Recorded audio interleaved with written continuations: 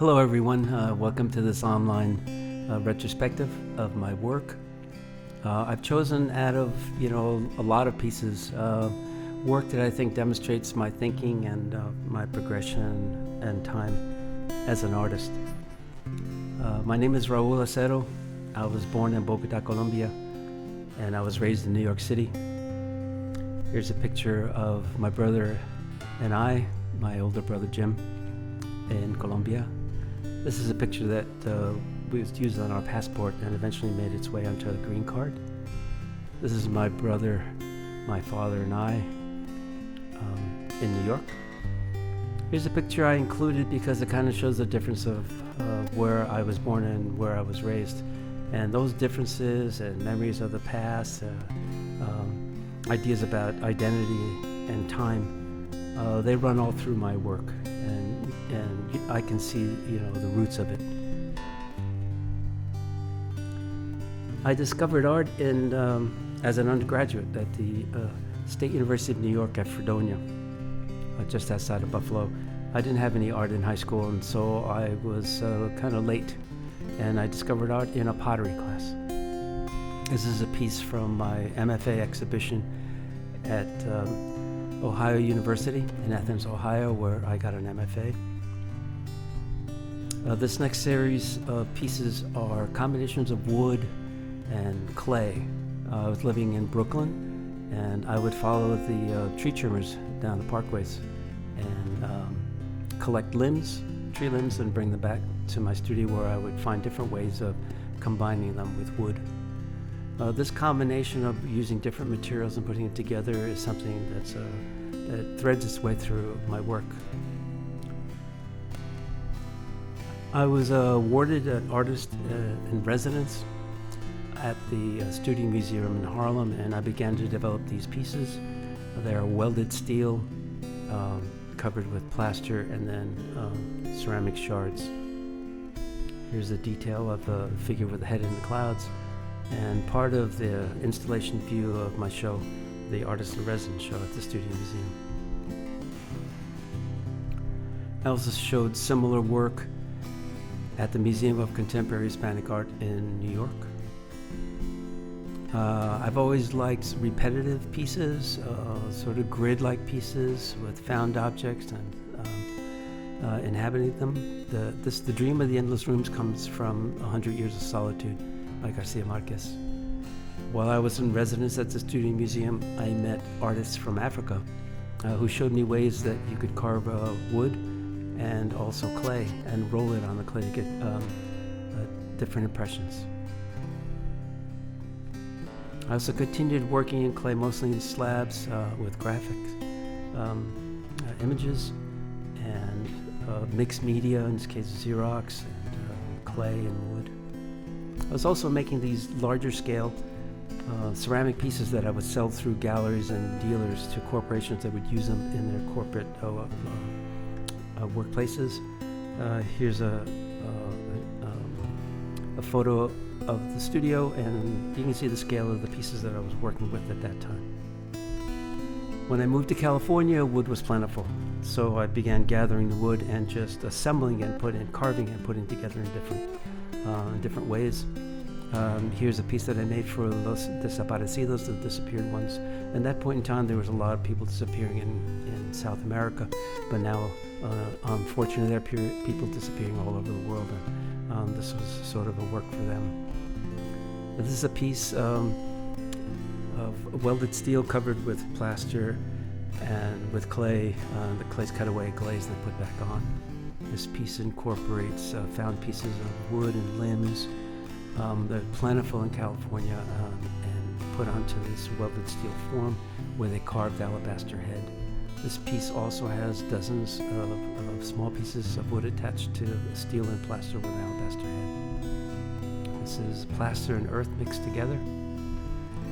I also began to work a lot in the computer, teaching myself how to use different programs to draw and program, so that I could create objects and then send the program out, the data out, and have the pieces cut out of steel.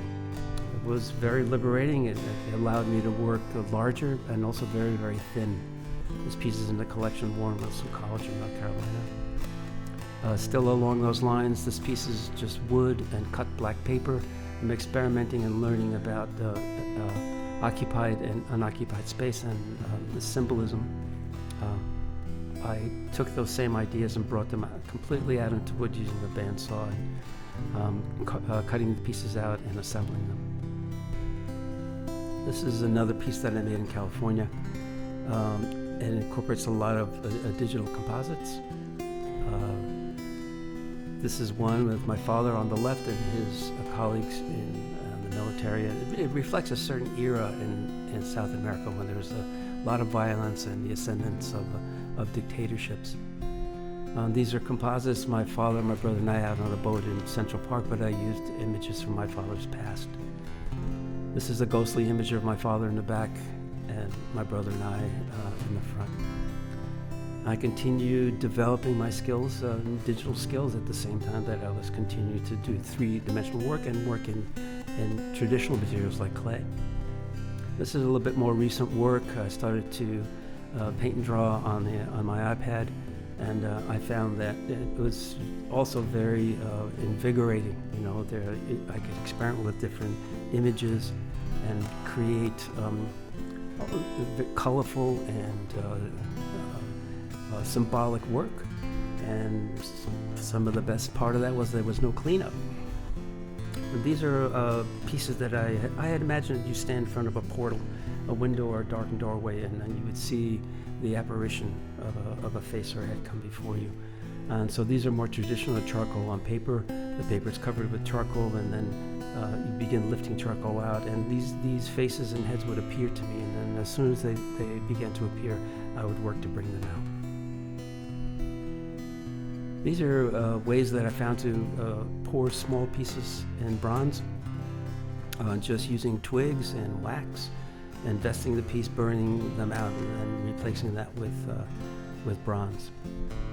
Here's how the pieces look as I sculpt them in wax. Some of this work I showed in a group show at the Opalka Gallery in Albany, New York. This head is indicative of some of the direction that I took for a while, which is to create the head and then break it apart when it was done, and then laboriously glue it back together.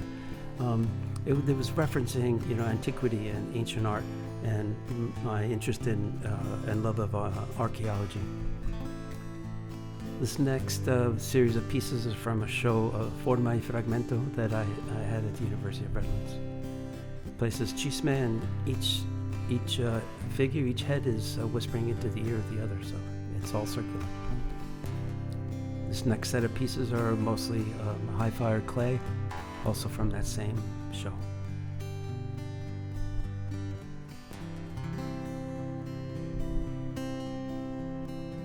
Here I'm experimenting with the texture and the abstracting the heads. I call these heads almas, which in Spanish means soul.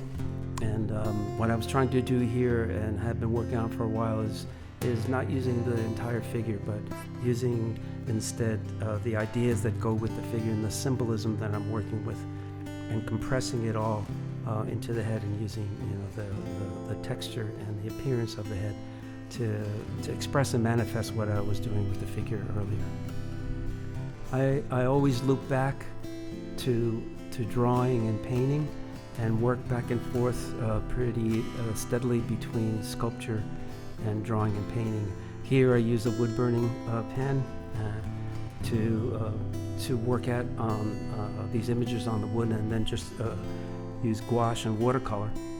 And then on some of them, I would put in front a small ceramic figure. There's a good contrast between the fluidity and of the clay and the graphic quality of the wood.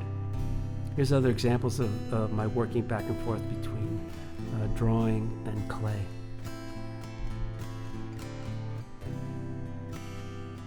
As I said, I enjoy making these heads, and this next set here, Hermanitos, Little Brothers, was also a lot of fun to make. It's plaster again mixed with a little earth over an armature. The ceramic head fired in the raku process. Here's another broken apart and reassembled piece And this one, I took each different piece and fired it slightly different so that when they went back together, you'd have good contrast. And again, it reflects my love of ancient art and antiquity.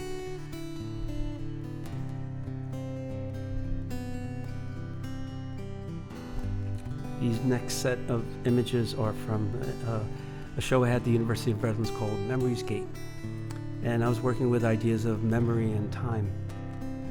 And I was influenced by my love of fossils as well.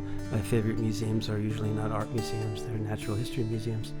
And here I made casts of lots of different objects, little creatures, the flowers, leaves, and then I laid out clay and embossed the clay with these images. And then poured gypsum cement, which is a stronger form of plaster, on them. And once they dried, I flooded the surfaces with pigment and water. And as they dried, they really resemble natural processes on the earth.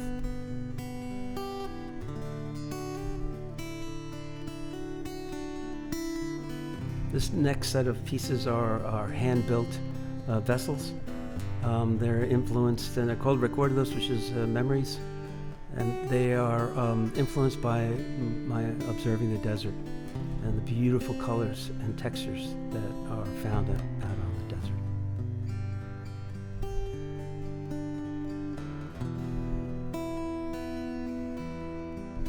And coming to more recent work, these pieces, again, I'm coming back and looping back to my beginnings as an artist. They're wheel thrown and they're manipulated while they're still wet on the wheel, so that I change the shapes and forms. Then they're fired and they're layered with 5 or 6 different layers of pigment, and then I sand through the layers in different places to reveal other colors and textures.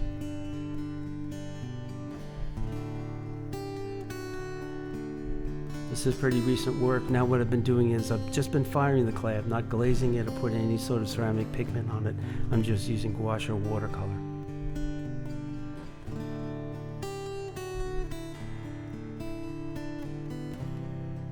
These are pieces I made over the summer when there's so much turmoil in the world and in society. They're acrylic on paper. And some of them you can see ancient art reflected in the background. Wall paintings.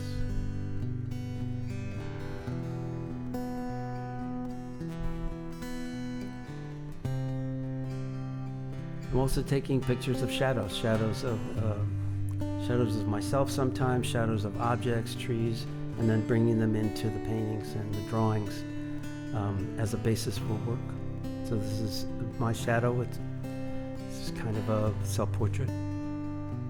I want to show you something that's a big factor for me. A lot of happiness in my life is playing with this band, the Art Snobs, and looking forward to playing again soon. Well, I've come to the end of this retrospective. I tried to select work that was indicative of what I cared about making in my career as an artist, and I hope you've enjoyed it, and I'll let you all take care as you go out there, and thanks a lot. Bye.